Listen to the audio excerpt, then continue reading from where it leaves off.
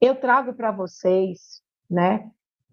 E aí, antes de mais nada, eu trago para vocês uma interface aqui de como a gente pode trabalhar com outras normas ISO e também o nosso sistema ESG.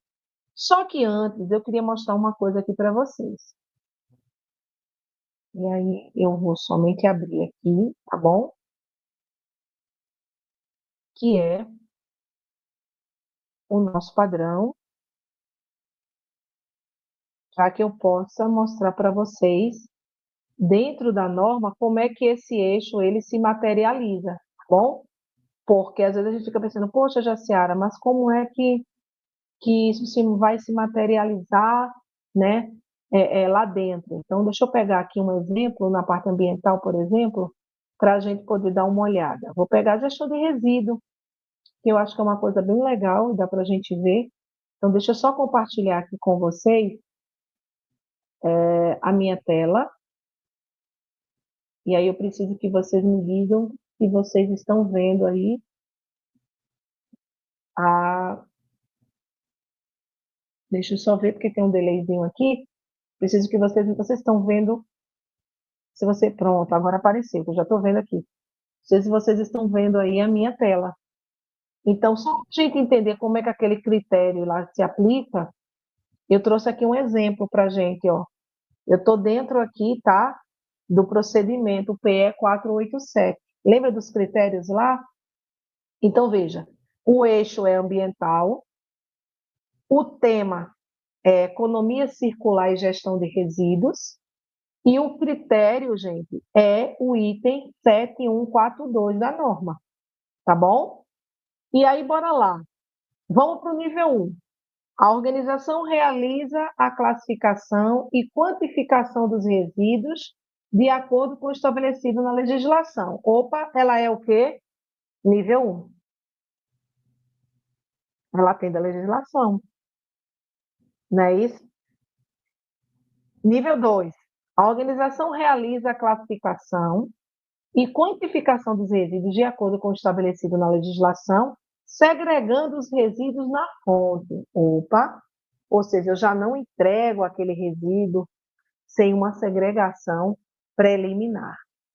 Eu sou nível 2. Nível 3, né? A organização realiza a classificação e quantificação dos resíduos de acordo com o sistema de resíduos implementado. Opa, ela já tem uma gestão de resíduo. Ou seja, ela vai ter lá o seu plano de gerenciamento de resíduo, ela vai ter políticas de conscientização para reduzir a geração do resíduo. Então, se ela já tem um sistema de resíduo implementado, veja, ela já está no nível mais gerencial. Opa, ela ganha nível 3 aí. Ela ganha nível 3. Só que, veja, eu preciso de pelo menos um nível 4, lembra em cada eixo? Então, vamos ver se a gente ganha nível 4 nesse aqui. A organização realiza a classificação, quantificação dos resíduos de acordo com o seu sistema de resíduo implementado e adota práticas de logística reversa. Ponto. Faço logística reversa com minhas pilhas, com minhas baterias, faço logística reversa com os meus componentes eletrônicos, digitais. Vou para o nível 4. Olha que legal. Vamos ver o nível 5, né? O top, o nosso desejo maior. A organização realiza a classificação, a quantificação dos resíduos, de acordo com o seu sistema de gestão, adota práticas de logística reversa. Além disso, avalia os terceiros quanto à destinação correta dos resíduos, ou seja, ela já gera uma influência sobre esse terceiro, né? Então, influência, gestão de resíduo, aspecto ambiental, estou falando da ISO 14001, né? Que é a maior referência em sistema de gestão ambiental. Então, pessoal, aqui ela ganharia nível 5. Então, percebam que dentro desta norma, olha aqui, eu estou na norma, mostrando aqui para vocês, que é o procedimento, né, específico, o 487, eu vou ter aqui, ó, vários temas. Aqui foi a tabela que eu mostrei para vocês. Eu vou ter aqui vários temas atrelados aos eixos, e é a partir destes temas, ó, que nós vamos aplicar a nossa verificação de acordo com o eixo, de acordo com o tema, vou ver o critério e eu preciso ser no mínimo 3, sempre, sempre 3, e ter um tema 4 dentro de cada eixo para poder ser certificado. Então, aqui, ó, estamos no eixo ambiental, eu vou passar rapidinho aqui, porque a gente não, assim, nós não temos tempo para o passo a passo mesmo, vocês depois vão ler com calma, vocês vão ver que é um critério muito objetivo. Nós temos o eixo social, olha aqui, ó, eu também tenho o eixo social, né? Então, vou pegar também aqui um exemplo social, por exemplo, deixa eu pegar aqui direitos humanos, ó. Combate ao trabalho forçado, combate ao trabalho infantil, tá vendo? Então, aqui estão os eixos também sociais que a gente tem, diversidade, equidade, inclusão, né? Então, a gente tem aqui, ó, relações e práticas de trabalho, né? Então, assim, a gente tem... Eu vou pegar esse aqui só para a gente tomar como um exemplo, ó. Nível 1, a organização não promove o desenvolvimento profissional dos seus trabalhadores. Nível 1, né? Ou seja, não existe o comprometimento. Nível 2, a organização promove o desenvolvimento profissional dos seus trabalhadores através de ações pontuais, né? Então, eu forneço um treinamento aqui, um treinamento ali, é muito pontual, não tem uma gestão disso. Nível 3, a organização possui uma política de desenvolvimento profissional. Opa, a organização possui uma matriz de competência, a partir dessas competências eu estabeleço os meus procedimentos, em relação à capacitação, a desenvolvimento, eu faço avaliação de desempenho. Gente, isso é norma ISO, lembra? Isso é norma ISO, requisito 7.2, né? Claramente. Então, eu já ganhei 3 aí. Se eu tiver essa política de desenvolvimento implementada, eu já sou 3. O que me leva ao 4? É quando eu possuo a política e ainda possuo um programa implementado com objetivos e metas. Então, eu tenho meta de desenvolvimento para os meus trabalhadores, eu tenho isso muito claro, muito transparente, então isso leva para o nível 4. E o que seria o nível 5, né? Além de tudo isso, né?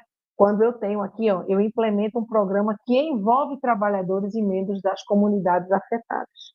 Então, por exemplo, eu priorizo a contratação da mão de obra local, eu priorizo o desenvolvimento dessa mão de obra local. Aí é nível 5, gente. Aí o olhinho da gente chega, brilha como auditor, não é verdade?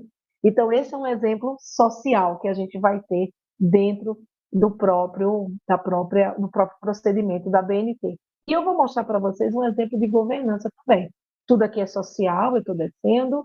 Eu vou pegar um exemplo aqui de governança. Deixa eu pegar um bem atrelado. Não vou falar ainda não de compliance, engajamento de partes interessadas, risco do negócio, bora lá, né? Então, eixo governança, olha aqui o nosso exemplo, tem práticas de controle e gestão, muito atrelada à norma de compliance, inclusive aqui no canal vocês têm playlist da norma de compliance, né? Vocês têm uma playlist de compliance específica, que eu me lembro, e tem uma playlist específica da norma de compliance. É porque é muito vídeo, minha gente, tem mais de 1000 vídeos, então tem hora aqui que o meu tilt, ele, né, não funciona já com tanta presteza, então me perdoe. E a gente tem o critério que é o risco do negócio, né? Então aqui dentro nós vamos ter, ó, vamos lá, a organização não realiza gestão de risco do negócio, então nível 1, não tem nenhuma gestão de seus riscos, nível 1. A organização iniciou o processo de identificação dos riscos e ela está numa etapa de início, então beleza, nível 2. Que é o nível 3. Ela já identificou os riscos e realizou uma análise e priorizou esses riscos. Opa, nível 3. Ela está começando a fazer a gestão de seus riscos, né? Nível 4. Ela estabelece planos de ação para mitigar e minimizar os riscos do negócio. E o nível 5, ela adota uma cultura transparente em relação aos riscos através de sua liderança, dos seus colaboradores, ou seja, fazendo aqui também vamos dizer assim, se nós fôssemos fazer uma interface rápida com as normas ISO, eu estaria falando aqui do requisito 6.1, que é a análise de risco e oportunidade, né? Então, pessoal, aqui está, né, a apresentação do procedimento, que depois vocês vão ler com calma. Vocês vão ver que o critério ele é muito claro, o critério de pontuação ele é muito claro, e vocês aí vão buscar o quê? Evidências do cumprimento dessa pontuação. Estamos falando de uma auditoria. Toda auditoria ela gera e busca que ela busca evidências objetivas, né? Ela busca evidências objetivas. Bom, dito isso, eu separei aqui para a gente um pouquinho de algumas interfaces que a gente tem, né, entre as normas ISO e os processos efetivamente de ESG, antes da gente finalizar a parte da certificação. E por que, Jacélia? Posso ter empresas que já são ISO em outras normas. É 9001, que é a norma de qualidade, é 14001, que é a norma do meio ambiente, é a 45001, que é a norma de saúde e segurança. Então, por exemplo, olha, se a gente fosse olhar para o eixo ambiental, ó, nós temos aqui interface com a questão da gestão de resíduos e a economia circular. Isso aqui está dentro da ISO 14001. Ó, prevenção da poluição, ou seja, a gente tem o pilar, os aspectos ambientais relacionados às emissões atmosféricas dentro da 14001, né? Então, eu conseguiria também fazer uma interface muito boa aqui, ó, no que diz respeito à própria gestão ambiental, à poluição sonora, né? Porque nós temos, inclusive, legislação de ruído no Brasil, nos estados, e a maioria dos municípios brasileiros também tem. Dentro desse tema, a gente tem a gestão das emissões e da qualidade do ar, né? Que isso é ISO 14001 em veia, a gente tem requisito legal para isso.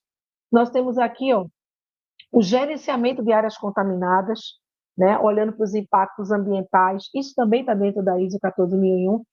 Para a gestão, né, pessoal, dos produtos perigosos, já que a gente tem no Brasil legislação para transporte, para uso, manuseio, armazenagem, compra, porque nós temos produtos que muitas vezes são controlados, né, pela Polícia Federal, são controlados pela Polícia Civil em alguns estados, então a gente tem aí toda um arcabouço ali em relação a isso, né?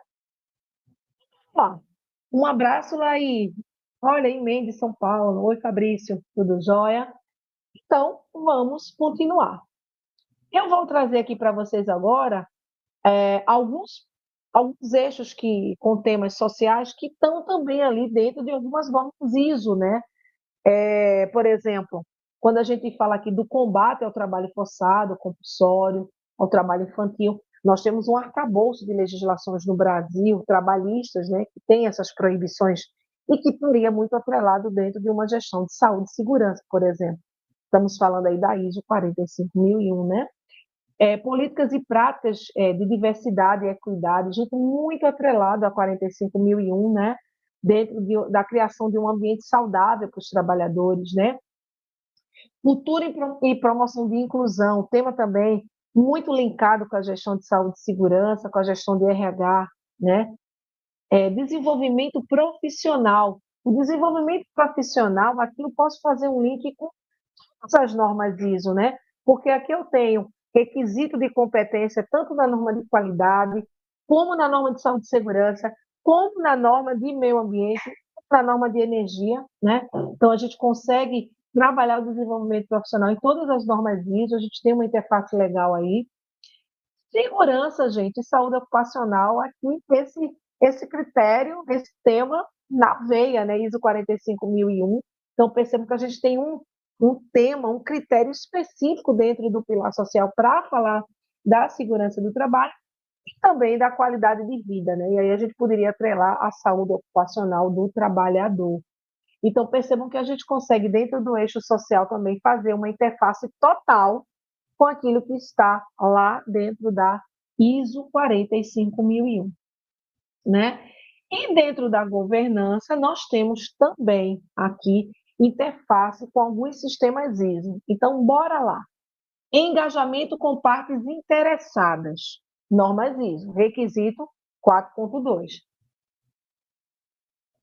No 4.2 das normas ISO, a gente fala que a gente reconhece quem são as partes interessadas, quais são as necessidades e expectativas dessas partes interessadas e como a gente gera esse engajamento.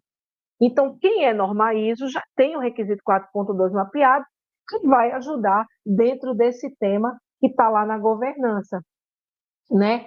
A mesma coisa acontece com a gestão de risco do negócio, como eu comentei com vocês. Quem já tem certificação ISO tem o requisito 6.1, que fala de riscos e oportunidades. Então, eu posso fazer um link total com isso, né? E olhar para o risco do negócio de uma maneira muito mais integrada, olhando para o meio ambiente, olhando para o social, olhando para a governança, né? E integrar isso com o meu requisito 6.1, que eu já possuo. Quando a gente fala de controles internos, a gente pode fazer aí um link, pessoal, com o requisito 7.5 das normas ISO, né? E o que é o requisito 7.5? É aquele que fala de informação documentada. Se eu estabeleço controles internos, esses controles vão estar documentados, né? Então, a gente percebe que sim, posso fazer um link aí em relação a esse critério. O outro critério que está aqui, ó, auditorias internas e externas. Também posso, porque eu tenho dentro das normas ISO um requisito chamado 9.2, que são as auditorias, né? Então, eu já faço auditorias. Agora, vejam bem, aqui quando nós estamos falando de auditorias internas e externas, aqui são auditorias em ESG. Então, o critério muda.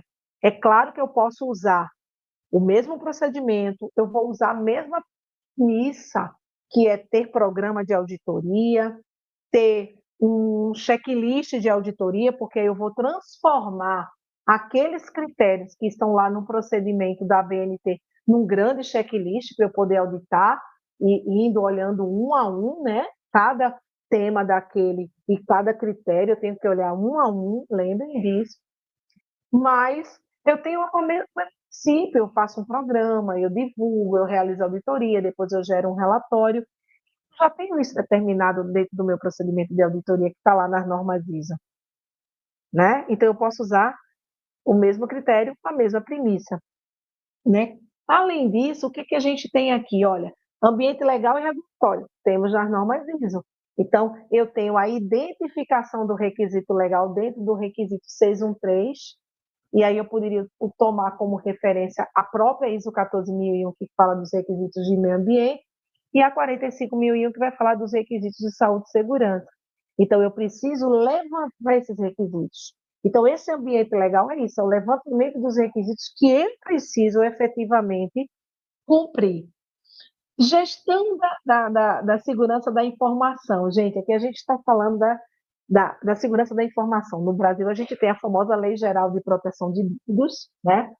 Mas quando a gente está, por exemplo, auditando sistemas de qualidade, a gente entra nesse tema com a área de tecnologia, com a área de TI. Por quê? Porque eu tenho ali informações de partes interessadas. Então, eu tenho informações e dados de um cliente, informações e dados de um fornecedor, informações e dados dos meus colaboradores. Então, a gente já entra um pouco nesse tema dentro da gestão da qualidade. Então, a gente vai somente reforçar, né? A mesma coisa com o critério de baixo, que é a privacidade desses dados. Então, rotinas de backup, rotinas de acesso, né? Acesso de acordo com o organograma da empresa, com o nível de responsabilidade dos colaboradores, ou seja, nem tudo pode estar acessível a todos. Então, esse tema na qualidade, a gente já trabalha ele com muito afinco. Nós faremos uma lapidação desse tema para também trazer aqui os aspectos de ESG. Então, assim, o que é que eu quis demonstrar para vocês? Que existe sim uma total interface entre os temas de ESG e os temas que estão hoje dentro da 14.001 e da 45.001. Ok?